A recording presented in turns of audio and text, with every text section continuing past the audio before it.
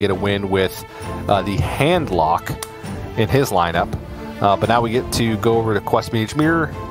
Jarla running the basic Jaina hero portrait. Cagnetta running Medivh.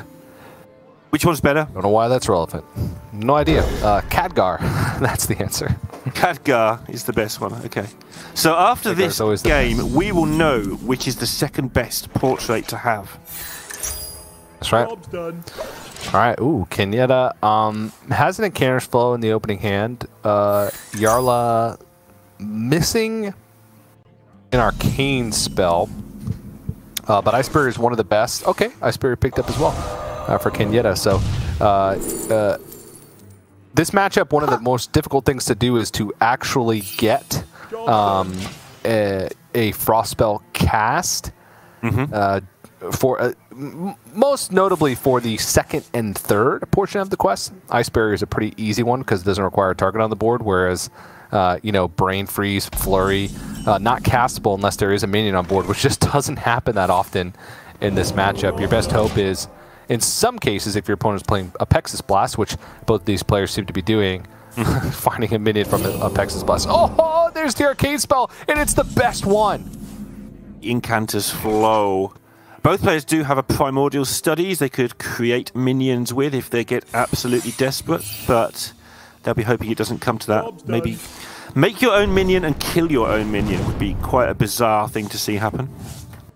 Yeah, but oftentimes does happen because most of the time your opponent has Ice Barrier up and you're never going to be attacking with that minion anyway in those situations. There's another one. This is what it's like in Europe, Arcane spell too. This is what they do in the Europe region. Wait, what? Make flows. It's ridiculous. How does... They're both going to be double flowed? Yeah, of course they are. It's turn 4 in European players. That's what happens. That's how they're so good. Alright, this is ridiculous. We have to deal with no flows. Our players might as well not even put flow in their deck because it's always the 30th and 29th cards. But Europe, oh, look at me with my flows. He'll probably draw his third flow in a minute. Yep.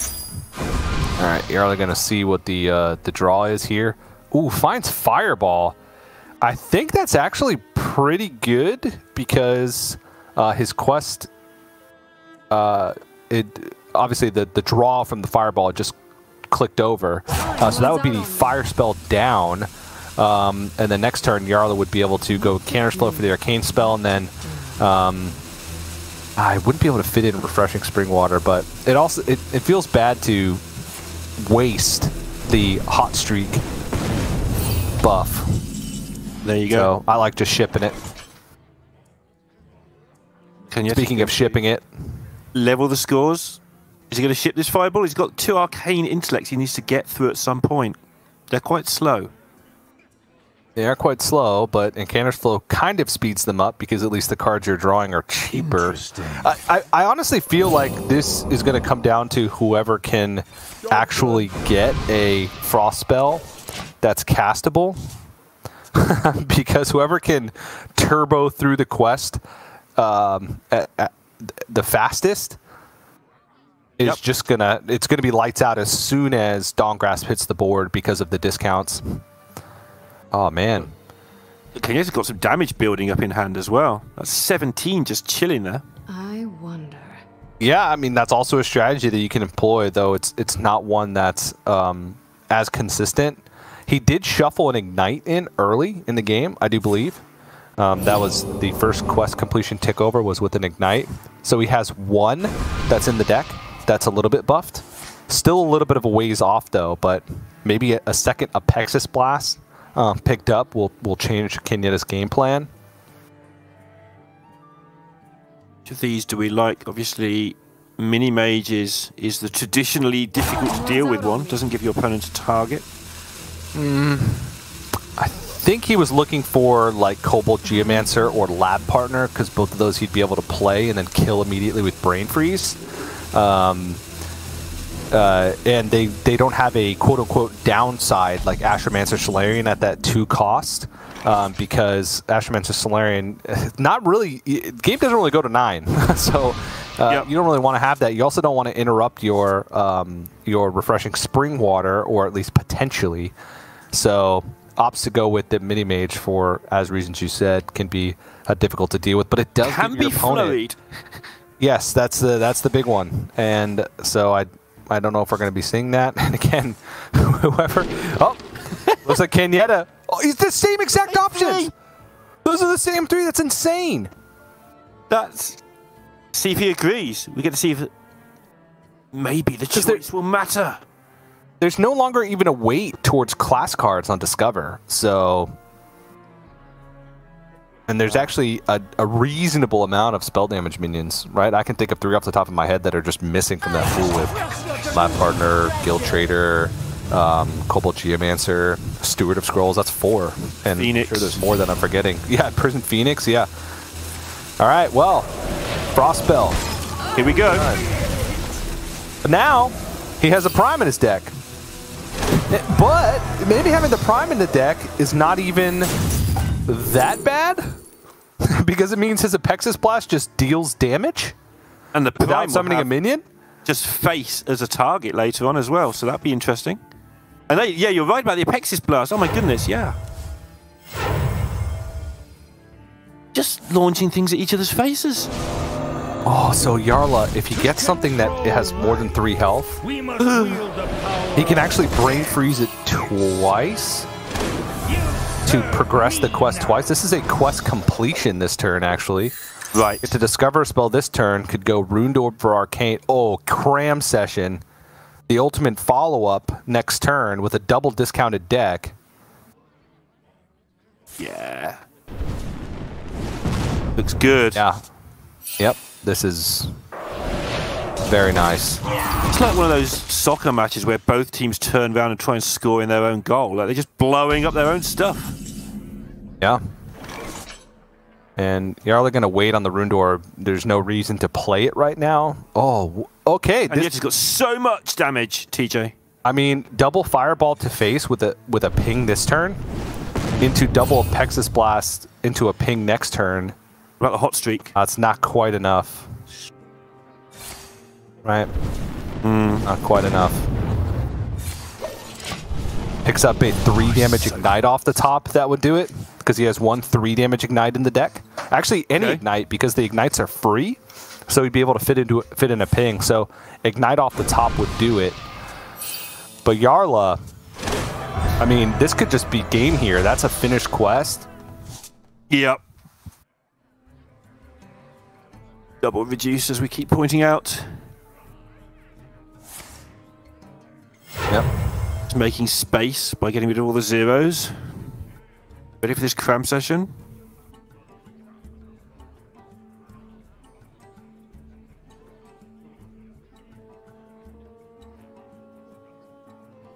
Oh, this is going to be close either way. Is he going to trade first? I think he's decided to do it over 2 turns. I think he's decided that he's not going to die here. No, he's still going for it. Okay. I think he's looking for the free Cram Session from his deck. There he goes. Yep, he was looking for the free Cram Session from his deck, because with the Refreshing Spring Water, he gets the extra 2 draw before he plays Dawn Grasp. Wait, that's just lethal with Enhanced. It is just lethal now. Yeah. Yep, and there's the Fireball for exact mana utilization as well. So he either had a Fireball out for lethal or Cram Session, the free Cram Session, so he didn't have to spend the 2 mana, because that was discovered where he had free ones in his deck. So that would have hit it as well. So I like the sequencing there, not just going slam Dawn Grasp, slam Cram Session, but instead trying to think out the turn and finding lethal, because there was a good amount of, well, not a good amount of possibilities. There was a few possibilities that he was dead the next turn. Cagnetta just had the double Ignite in deck to be able to actually get it. A Runed Orb into a Fireball with Hot Streak in hand would also have done it. So there were some outs for Cagnetta to actually hit a quest completionless lethal the next turn. And I'm sure the European casters would want us to point out that Jarla's just really, really good at mage decks now. Ever since Sottle dissed him 1 week once, he just decided he didn't want that to ever happen again. Who would want that? And working out really nicely, calculating the mana is quite difficult there. Like finding out that he's got the space for that tradable when you called it. I'm like, really? That's why I said, is he going to go over 2 turns? Surely he hasn't got enough mana to now kill, but he did. and now he gets to try and play Brute. Oh, he's gonna try all right. Brute Demon Hunter has not had the best showing on broadcast thus far, but most of that is because Bly's lost 3 games in the first series that we watched of the day in his series loss. Bly's, by the way, dropped 0-2 at the tournament. With 8 rounds of Swiss, it effectively becomes a double elimination. Because you have less rounds, so there's going to be less people that make it into the top 16 with 2 losses. I think the cut makes it like 1 or 2, right? Yeah. 2 lost players that make it in. And if you start 0-2, you're almost certainly not making it. So probably going to be seeing a lot of players that go 0-2 drop unless they're, really trying to get that win score up, that placement up for points for GM qualification. But now Cagnetta is going to move on to Quest Shaman, double Earth Elemental. Kind of the difference in this list versus some of the other Quest Shamans that we're seeing that top out at Canal Slogger.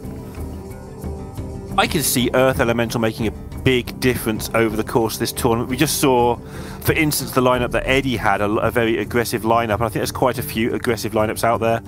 The Earth Elemental, obviously this is a good deck in general against aggro, which is why I personally don't like the Earth Elementals. I think you do enough with it anyway, but yeah, the Earth Elemental could be a big deal in this matchup and a big deal in the tournament. Ha! Thinking that Earth Elemental's in there for aggro matchups. Oh, you think it's in there for the Druids? At the point, just hit Druids. It's in there because it's in there because it's a 7/8 with oftentimes no downside. That's what it's in there for. Because usually you're another way of just play it on a turn where you're resetting your overload. Yeah, that's fair. I understand. Oh, we've been told by Now Guidance that 1 is the right number of Earth Elementals, remember? So 2 is incorrect. Yeah.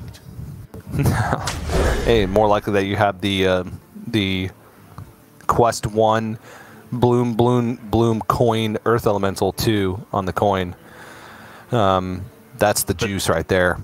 And you're never overloaded again for the rest of the game. It's great. Yeah. Final showdown. Command the elements. I would now want to hear the innkeeper actually announce the quests, having seen the names properly. All right, here we go. No brute just yet. Earth Elemental, which is basically a brute. Second Earth Elemental. Brute versus brute. Except one of them costs 0 and the other one costs like 7 or something. So yeah. Yeah, they're just going to go brute hunting. I think I have a chance to draw more cards. It really is. There is more to it than that, obviously, but the brutes are such a huge amount of your damage that it does occupy almost the entirety of your thoughts when you're playing the game. But Cagnetta's actually got a really slow start here, Earth Elemental jokes aside. Yeah, no Marsh Spawn active next turn as well. The play would have been to like coin out Marsh Spawn there because he played the quest on 1 if you wanted to have that automatically activated. Just kind of an awkward turn regardless. So this is guaranteed quest completion for Jarla if he wants it, because he has drawn 1 card just off the top. Then Crimson Sigil Runner, swing with the weapon, draws 1, and double jump. He does have the option to just not go for it if he wants to go for a bigger pop-off turn. This first draw, if he thinks that it's good to hit the discount on it, then he'll complete it. Or if he thinks that he just wants to cycle through his deck. So looks like that's the play. And we'll just you saw him sigh there when he hit the glide, because it's not the ideal card to reduce, because any cards with it, you've basically got to play immediately or you lose the reduction on them. So it's not perfect, but it seems okay. He will actually be able to glide and get rid of this massive Shaman hand. That's going to be really nice, which he might not be expecting to happen. And he should be able to have it in the outcast position to do that next turn. Or could, I guess. This will be pushing it. Decent chance. Yeah, there's some cards in his deck that allows him to. Sigil, Second Fury, Philosophy technically, because he doesn't have a demon. There are a lot of cards that don't allow him to do it. Yeah. Maybe he sticks The to tradable acrobatics. wouldn't do it either. Yeah, he might just do that, or start off the turn with double jump or something along those lines. There's also the opportunity for him to just self-glide if he doesn't like how his hand looks. But I think with acrobatics and double jump, he's got ways to blow through this quest and get closer to potential brute. Oh. Fury does allow him to do it, actually. Yeah. And he's got, I mean, look at the shaman hand. Just Oh, do it. yeah. Just yeah. drive those cards away. You're going to get glod. You've been glodded. Yeah. Now Cagnetta has just a coin in his deck. Got 31 card deck. That's nice. Yeah. Yeah. And that's actually a great glide pickup because he can actually equip the Tusk Piercer because it was reduced. Load up yet another card draw. Next turn has double jump plus acrobatics, which is even more card draw. Keep in mind he now has both philosophies back in deck. So that could be a whiff from double jump, but in combination with acrobatics, we could be looking at a pretty big pop-off turn, especially if he hits brutes. Especially if he hits brutes. And of course he will start to just complete the quest, get Kurtos online, and the way these cards get drawn, everything's going to cost nothing. He can do what he likes, TJ. He can do what he likes. Yeah. Yep. Most likely going to start with Spectral Sight. Oh. I don't think there's any reason not to. Actually has another card draw loaded up in the weapon, assuming he doesn't hit. Okay, he's just going to stop here. Get the man crick. This is cool. It's fine. Yeah. It's clearly not... He's under no pressure. Yeah, that's a good point.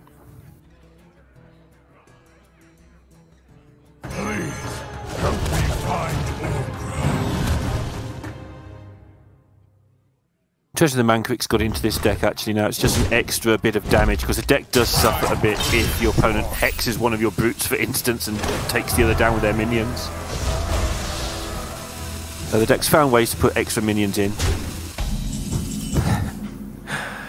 And we've also been spending all this time talking about brutes, but We have. Jarla's been very sneakily just completing his quests. So he gets Kurtrus done on 5, can actually just play that on 6, and then the brutes become even easier. Mentioned that he's not really under pressure, and because of that, he's just going to be able to, well, I don't know now. This is a lot of damage on board. But as long as he assumes that he's safe for a turn, he could get lethal on 7, or at the very least play some brutes. Yeah, let's see, 6, 8, 10, 13. You're unlucky to take 10, aren't you? It can happen for sure. Yeah. I like this, because everything now costs so little that he can almost go through his deck multiple times. Oh, That's damage. he's been through both Tusk Piercers, so there's no downside to this because Cagnetta does not have weapon destruction or freeze, I guess, in the deck. The biggest concern for Jarla, I think, is that the Cane is full cost, so at some point he would need to hit a glide to shuffle it back to redraw it. If you would want it reduced. But then if nothing else is costing much, maybe Kane and a giant weapon gets there over 2 turns anyway.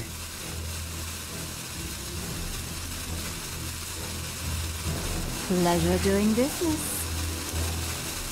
Okay, he's gonna take the draw. They will never catch And me. the draw. And the draw. I don't really know what he's looking for. Just looking.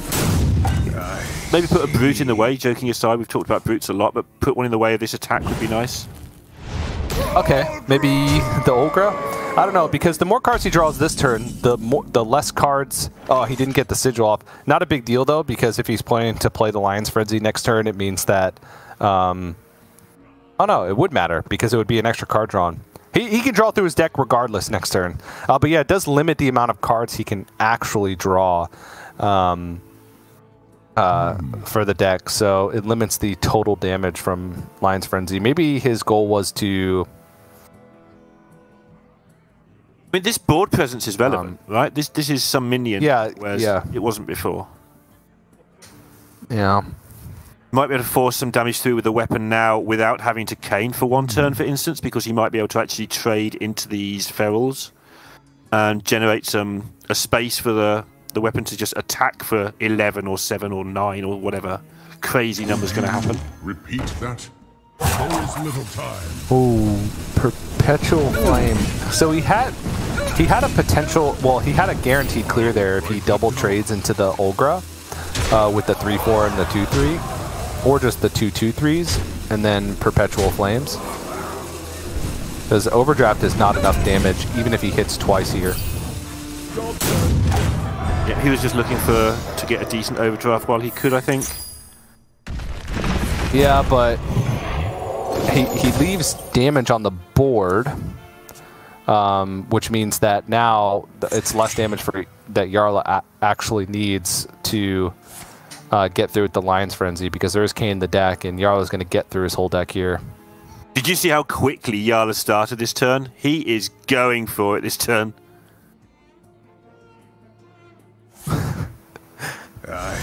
He's taking old Jarla pause. Needs 5 mana to complete this part of the quest. Hits Spirit Jailer, that's a good pickup. He's still got 2 left, hasn't so he? Acrobatics. He is playing Brutes in this Brute deck, right? I think he needs to, like, Lion's Frenzy. Okay, he's gonna do a Brute turn first. This is weird. Okay, Kane.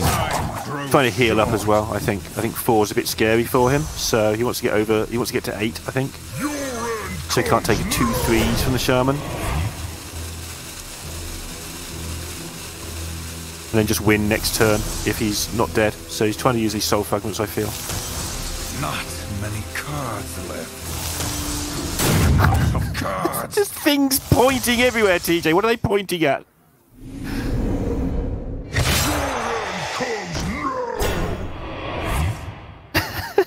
Well, he played the... Now he has no cards to draw with Lion's Frenzy anymore. Did he get everything off? Lion's Frenzy and the last Brute is the big one. I don't think so. No, he didn't get the last Brute off. Nothing there, though. Oh, 410 taunts, nothing because of Kane, but you take it out of habit, yeah. Can he actually prevent himself from taking... It won't be lethal, I don't think, but the whole board's going to get wiped out. He's got no cards in hand, can you? This is 15. 18 with Kane. And Glide would make it... He didn't actually draw a card off the play. Glide's just going to draw all these cards back. That's just 4, so 20, 22. I mean, he could just clean up the board and then just play all of his minions. Yep. And then hope that... And that just wins... I mean, that probably wins the game anyway. Well, if he takes 3, then he dies to 3 fatigue. I think he fatigued for 2. Behind you, sir. I will still find you. You look like you love. Well, with 2 Brutes on the board, I mean, it would have to be 3 damage off the top. Shamans are good at 3s.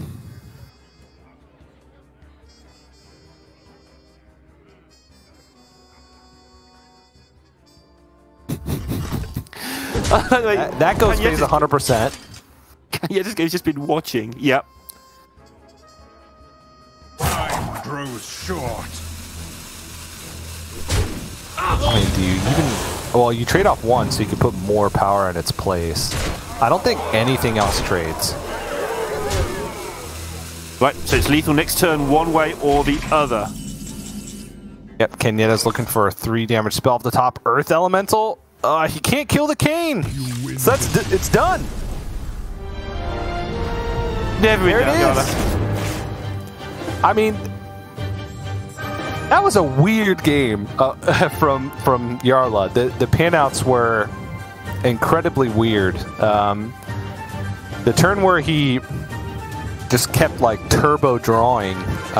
You know, maybe that's, he realized he kind of bailed out. It was kind of the previous turn, like the setup turn, right? That was the big one. He kept drawing cards with like no upside except for having the ogre on board, right? I think what I've seen a lot of players do, and what I would have done myself that turn, would be to play the Kurtrus and then just kind of set up all the cheap card draw, right? And then set up for the win the next turn with Lion's Frenzy plus the Cane. It can, with 7 mana, it can sometimes be difficult, but at the very